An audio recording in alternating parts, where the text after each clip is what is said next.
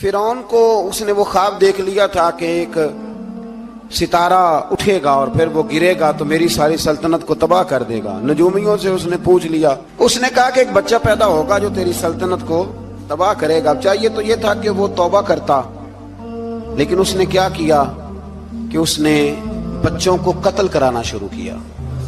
یذبحون ابناءکم، ذبح کرا دیتا تھا تمہارے بیٹوں، اور بچیوں کو وہ زندہ رکھتا تھا۔ تو حضرت موسیٰ جب پیدا ہوئے تو ان کی والدہ نے پتہ کیا کیا، ان کو ایک صندوق میں بند کر کے دریا میں بہا دیا۔ اب دریا میں بہتے جا رہے ہیں تو ماں تھی تو پریشان بھی ہو گئی، ان کی ہمشیرہ کو کہنے لگی ذرا دھیان رکھنا کدھر جاتے ہیں۔ حضرت موسیٰ علیہ السلام دریا میں بہتے بہتے فرعون نے دریا کے کنارے مکان بنایا ہوا تھا۔ آپ کو پتہ ہے بادشاہوں کا ذوق ہوتا ہے، آج کل ہمارے جو حکمران ہیں انہوں نے اس کا نام فارم ہاؤس رکھا ہوا ہے، میرا فارم ہاؤس، اور پرانے زمانے میں لوگ ڈیرا کہتے تھے۔ تو اس نے بھی اس طرح کا فارم ہاؤس بنایا ہوا تھا۔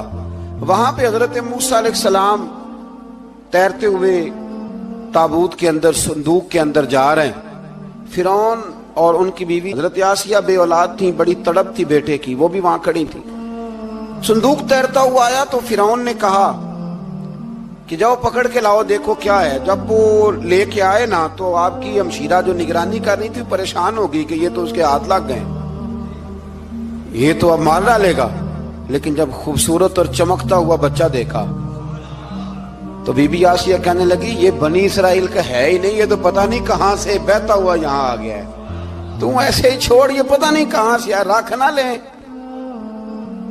رکھ نہ لیں۔ تو حضرت موسیٰ علیہ السلام وہ کہنے لگا نہیں انہی کے ہیں، موسیٰ علیہ السلام اسی کے ہیں۔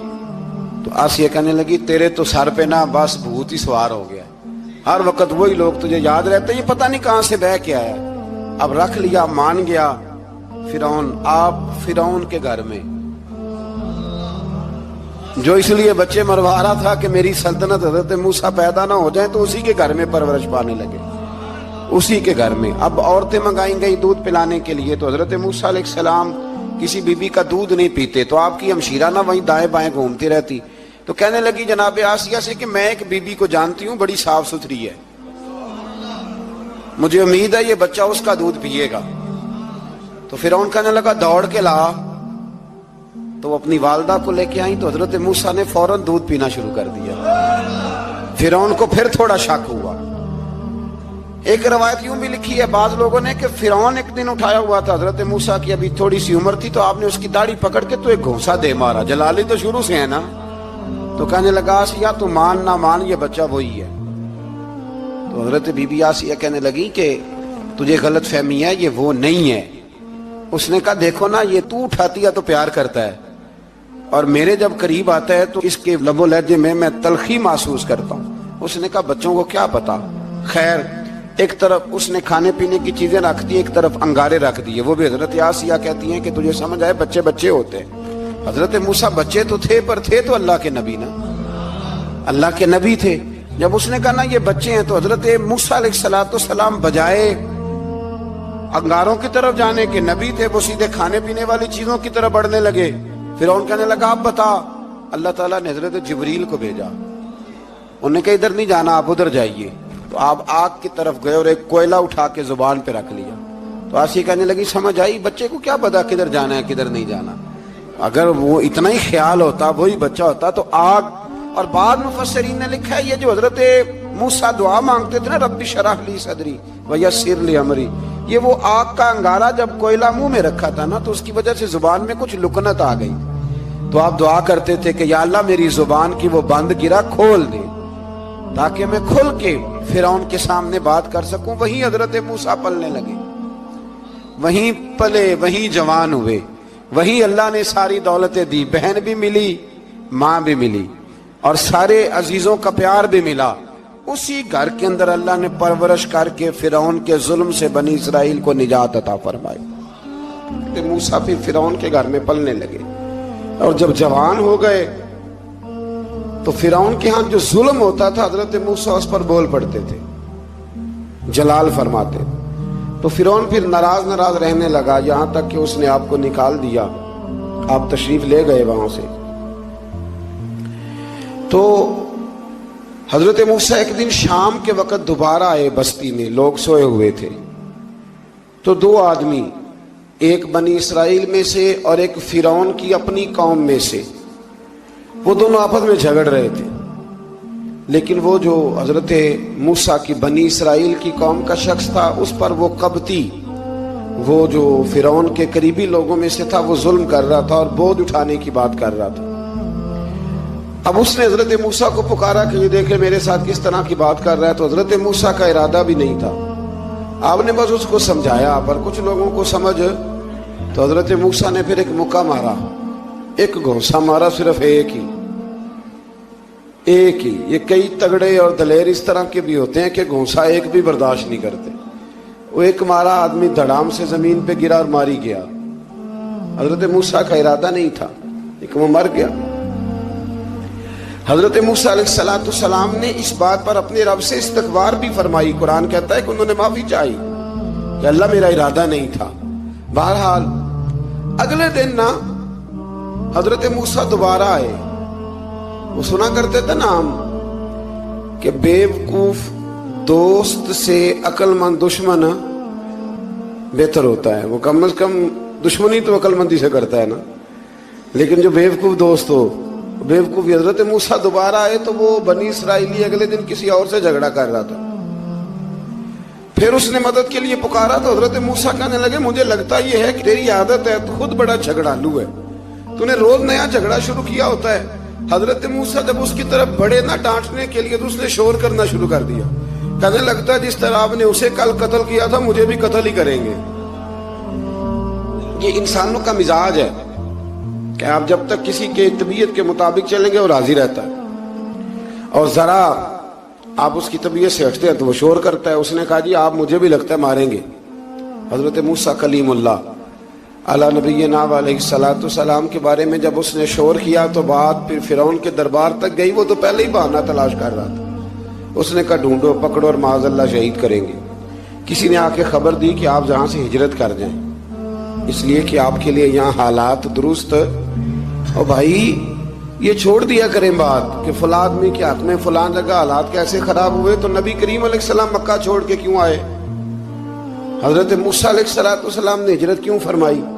یہ ایک ایسی عجیب بحث ہے جس کو لوگ بلا وجہ چھوڑ دیتے، بلا وجہ چھیڑ دیتے ہیں. اور بالخصوص ایک خاتون نے ایک دفعہ مجھے پیغام دیا تو میں بڑی اس کی بات سن کے مجھے عجیب لگا. وہ کہنے لگی کہ دوسری جگہ میری شادی ہوئی ہے، مجھے طلاق ہو گئی تھی، تو مجھے ایک تانا روز سننے کو ملتا ہے تو اتنی اچھی ہوتی تو وہاں نہ رہ لیتی. تو بھئی یہ کوئی تانے والی بات ہے؟ کوئی ضروری ہے کہ بیوی غلط ہوتی ہے تو طلاق ہوتی ہے؟ اللہ کے محبوب علیہ السلام کی 2 صاحبزادیوں کو ابو لہب کے 2 بیٹوں نے طلاق بھیج دی تھی. کس کی غلطی تھی؟ تو آپ کیا کہہ سکتے ہیں یہاں کیوں طلاق؟ تو اتنی جلدی بات تھوڑی کر دیں گے آپ، تھوڑی احتیاط فرمائیں بولنے میں. تو حضرت موسیٰ علیہ السلام وہاں سے نکلے اور آپ مدین کی طرف چلے گئے. مدین وہ علاقہ تھا جہاں فرعون کی حکومت کوئی نہیں تھی. حضرت موسیٰ جیسے ہی وہاں پہنچے تو ان کے اندر ایک جذبہ تھا، ظلم ہوتا نہیں دیکھ سکتے. جب وہاں پہنچے تو انہوں نے دیکھا لوگ اپنے اپنے جانوروں کو گھاٹ پہ پانی پلا رہے ہیں اور 2 خواتین ہیں وہ بالکل پیچھے کھڑی ہیں. تو حضرت موسیٰ کلیم آگے بڑھ کے کہنے لگے تم کیوں نہیں پانی پلاتی؟ تو وہ کہنے لگی ہمارا بھائی کوئی نہیں، باپ ہمارا بوڑھا ہے. اللہ اکبر. مجبوری یہ ہے، ہم ہیں بھی پردہ دار گھرانے کی، مجبوری ہماری یہ ہے کہ جب تک یہ سارے لوگ پانی پلا نہیں لیں گے اتنی دیر تک ہماری باری نہیں آئے گی. تو حضرت موسیٰ کلیم اللہ علیہ السلام فرمانے لگے اچھا یہ بات ہے تو جانور مجھے دو. وہ ہو یہ رہا تھا کہ چونکہ مرد پانی پلا رہے تھے تو اور جتنے بھی مرد آتے جاتے تھے وہ گھستے جاتے تھے اور عورتیں بیچاری کھڑی تھیں. حضرت موسیٰ جھٹ سے آگے بڑھے، پیچھے ہٹو. ان 2 خواتین پاک باز عورتوں کے جانوروں کو پانی پلایا اور پھر آپ دوبارہ وہیں بیٹھ گئے. وہ بیبیاں جلدی جلدی گھر گئیں، جا کے اپنے والد سے کہنے لگی ابا جی کمال ہو گیا، اس بستی میں ایک ایسا آدمی ملا ہے جو عورتوں کی طرف دیکھتا ہے تو نیکی کرنے کے لیے آگے بڑھتا ہے، جو مجبور اور بے کس کے لیے اچھے جذبات رکھتا ہے. فرمایا جلدی لاؤ. कुछ मुफस्सिरीन और तरफ भी गए हैं, लेकिन जमहूर ने लिखा है कि वो हजरत शुएब अलैहिस्सलाम थे। हजरत शुएब ने घर बुलाया, अपनी एक बेटी को भेजा, फरमाया बेटे बुला के लाओ। वो जब घर आए तो आप फरमाने लगे आप मेरे साथ उजरत तय कर लें, 8 साल या 10 साल आप मेरी बकरियों को चराएं, मेरे घर में रहें। और फिर फौरन ही फरमाने लगे अगर आप हमारे घर में रहेंगे, देखभाल करेंगे, तो मैं अपनी एक बेटी का निकाह भी आपके साथ कर दूंगा। तो 8 से 10 साल हजरत मूसा ने वहां क़याम फरमाया। और फिर जब आपका निकाह हो गया तो आप अपनी बीवी को लेके मिस्र की जानिब जा रहे थे, तो रास्ते में ना ठंड ज्यादा हो गई, तो अपनी ज़ौजा से कहने लगे वहां आग जल रही है, मैं तेरे लिए आग लेके आता हूं ताकि तू ताप सके, गर्मी हासिल कर सके। वहां गए तो दरख्त से आवाज आई, मूसा मैं तेरा रब हूं। दरख्त से आवाज आई, मूसा मैं तेरा रब हूं। और हजरत मूसा कलीमुल्लाह को वहां वही आनी शुरू हुई। वहां वही अल्लाह ताला ने उन्हें वो असा अता फरमाया जो फिर बाद में अज़दहा बनता था। रब करीम ने वहीं हजरत मूसा कलीम को वहीं यदे बैजा अता फरमाया। अपना हाथ गिरेबान में डाल के निकालते थे तो चांद और सूरज की तरह रोशनी दिया करता था। यदे बैजा लिए बैठे हैं अपनी। मैं कभी कभी कहा करता हूं कि मौला के देने के अंदाज बड़े अनोखे हैं। भाई यूसुफ को कुएं में फेंकते हैं तो अल्लाह मिस्र का हुक्मरान बना देता। तो फिर हजरत मूसा वहां से वापिस आए और आकर के आपने दोबारा वो सारा निजाम जिंदगी शुरू फरमाया। मूसा अलैहिस्सलाम ने उनको दावत हक दी और कहा कि मैं तुम्हारे पास वाज़े निशानियां लाया हूं, बनी इसराइल को मेरे साथ भेज दो। फिरौन ने मोजज़ात पेश करने के लिए कहा तो हजरत मूसा अलैहिस्सलाम ने अपना असा जमीन पे डाला, अपना असा, अपनी छड़ी, अपना डंडा जमीन पे डाला तो वो एक वाज़े अज़दहा बन गया। फिर हजरत सैयदना मूसा अलैहिस्सलाम ने अपना हाथ गिरेबान से निकाला तो वो देखने वालों के लिए रोशन हो गया, हाथ के अंदर नूर पैदा हो गया। यदे बैजा लिए बैठे हैं अपनी आस्तीनों में। फिरौन के सरदारों ने हक को कबूल करने की बजाय इसे जादू करार दे दिया और कहा कि ये तुम्हें अपने मुल्क से निकालना चाहता है। उन्होंने कहा इस मामले को जरा ढील दो और जादूगरों को जमा करो। जादूगर आए, उन्होंने फिरौन से कहा कि हम हजरत मूसा के मुकाबले में जादू तो दिखाएंगे माज़ अल्लाह, लेकिन अगर हम गालिब आ गए तो फिर हमारा इनाम क्या होगा? सौदा पहले तय करना है, क्या इनाम मिलेगा? उसने कहा कि अगर तुम गालिब आ गए तो मैं तुम्हें अपना करीबी बना लूंगा। बादशाहों का करीबी होना भी तो बड़ी बात है ना, लोग बड़े पापड़ बेलते हैं करीबी होने के लिए। और ये जो करीबी होते हैं ना, बिलखुसूस जो बादशाहों के करीबी होते हैं, बादशाहों की तबाही का सबब भी यही लोग ही बनते हैं। ये उनको रोज खबर देते हैं कि सब अच्छा है, सब अच्छा है। और दुनिया के ज्यादातर हुक्मरान इन्हीं लोगों की वजह से तबाह होते हैं, क्योंकि उनका खुद अवाम से राब्ता नहीं रहता। अगर वो खुद अवाम के साथ डायरेक्ट राब्ता करें तो शायद उन्हें अच्छी और साफ सुथरी चीजें समझने को मिल जाए। खैर, जादूगरों ने जब कहा हमें क्या दोगे, तो उसने कहा तुम्हें करीबी बना लूंगा। जादूगरों ने मूसा अलैहिस्सलाम से कहा कि आप पहल करेंगे या हम पहल करें? तो मूसा अलैहिस्सलाम ने कहा तुम पहल करो। जब जादूगरों ने अपनी रस्सियां जमीन पे डाली तो लोगों की निगाहों को सहर ज़दा कर दिया, जादू कर दिया और उन्हें डरवा दिया। उन्होंने कहा ये तो बड़ा जादू ले आए। तो अल्लाह ताला ने हजरत मूसा अलैहिस्सलाम को हुक्म दिया कि आप भी अपना आसा जमीन पे डालें। उनकी रस्सियां सांप बन गई थी ना, दरअसल वो सांप बनी नहीं थी, लोगों की आंखों पर जादू हो गया था, उन्हें सांप नजर आ रहा था। फरमाया आप भी अपना आसा जमीन पे डालें। वो आसा सांप बना और जादूगरों की सारी चीजों को निगल ही गया। उनकी बहुत सारी रस्सियां सांप बनी थी, इनका एक ही आसा सांप बना और सबको निगल गया। इस तरह के मोजज़े की हकानियत और जादूगरों का बुतलान साबित हुआ और फिरौनी रुसवा हो गए। जादूगर सजदे में गिर गए और अल्लाह पर ईमान ले आए। फिरौन ने उन्हें धमकी दी कि तुम मेरी इजाजत के बगैर ईमान ले आए हो, मैं तुम्हारे हाथ और पांव मुखालिफ सिमत से काट दूंगा, यानी उल्टा हाथ काट दूंगा, सीधा पैर काट दूंगा।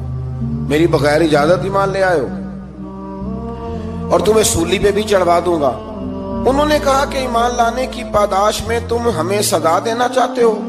फिर उन्होंने अल्लाह ताला से सब्र और इस्तकामत की दुआ की اس کے بعد فرعون نے بنی اسرائیل کے بیٹوں کو قتل کرنے کی اور بیٹیوں کو زندہ چھوڑنے کا حکم دے دیا۔ موسیٰ علیہ السلام نے قوم کو صبر کی تلقین کی اور کہا کہ نیک انجام اہل تقوی کے لیے۔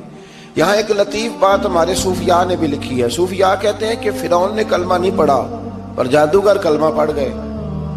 وہ کس طرح کلمہ پڑھ گئے؟ تو کہنے لگے دراصل انہوں نے آتے ہی حضرت موسیٰ کا ادب بڑا کیا تھا۔ جادوگر حضرت موسیٰ کے مقابلے میں آ کے بھی ان سے کہتے ہیں کہ رسیاں آپ پہلے ڈالیں گے کہ ہم ڈالیں؟ آپ ایسا پہلے رکھیں گے کہ ہم رکھیں؟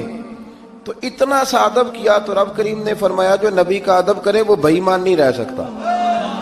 جو نبی کا ادب کرے وہ بے ایمان نہیں رہ سکتا، اور جو نبی کی بے ادبی کرے وہ ایماندار نہیں رہ سکتا۔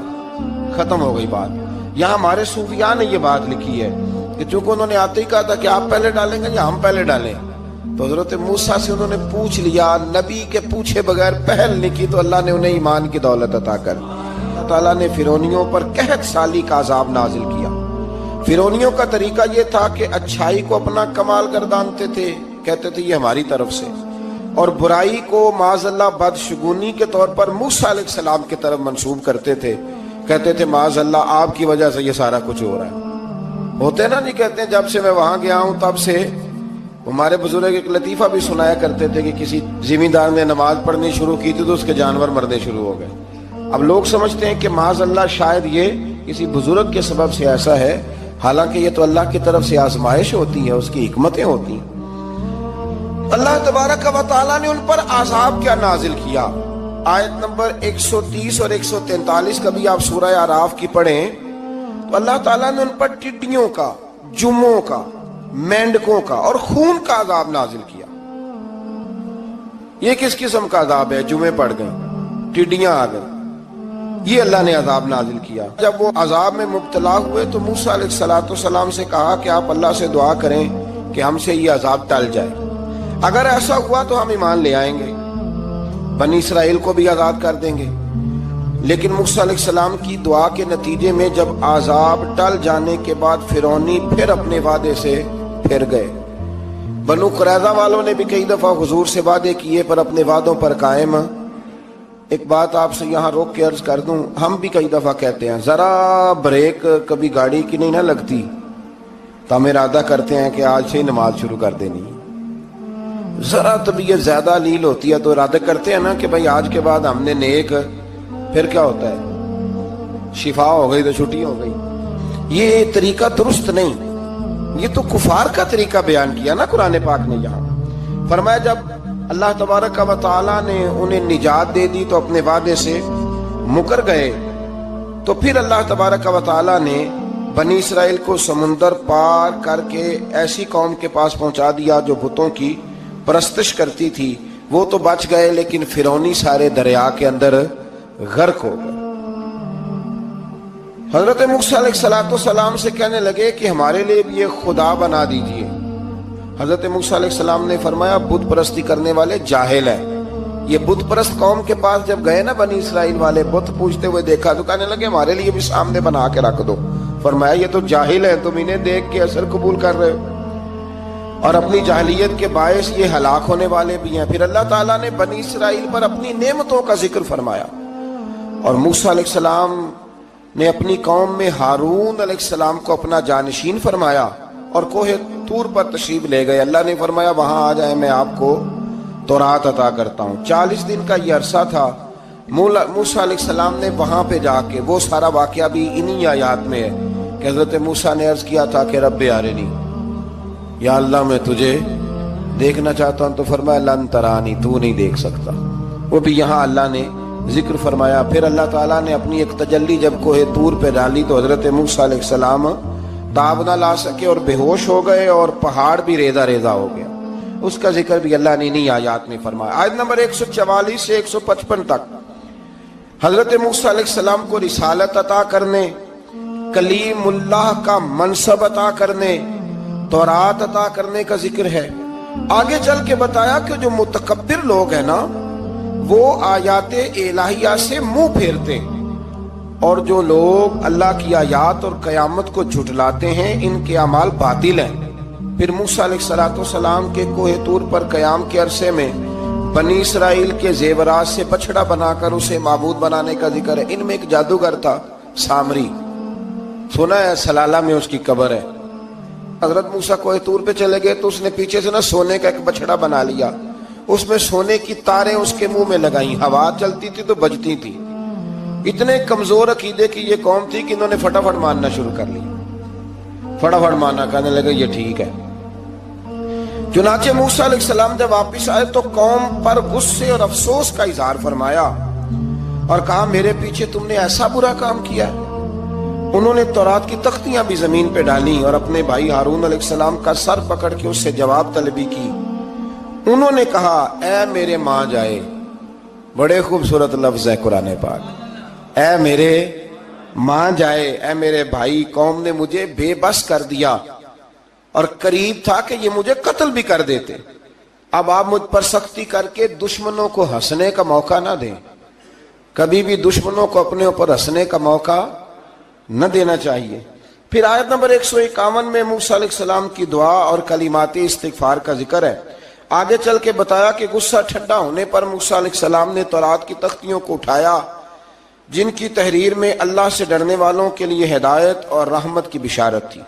آیت نمبر 156 سے لے کر 158 تک میں موسیٰ علیہ السلام کی دعا کا ذکر ہے، جس میں انہوں نے اپنی قوم کے لیے اللہ تعالیٰ سے دنیا اور آخرت کی بھلائی مانگی۔ اللہ تعالیٰ نے فرمایا یہ کامل نعمت میں ان لوگوں کو عطا کروں گا جو ایمان کے ساتھ تقوی بھی اختیار کریں گے، یہ انہیں ملے گی نعمت، اور پھر وہ زکوٰۃ دیں گے اور اس عظیم رسول یعنی نبی کریم صلی اللہ تعالی علیہ وآلہ وسلم کی وہ پیروی کریں گے۔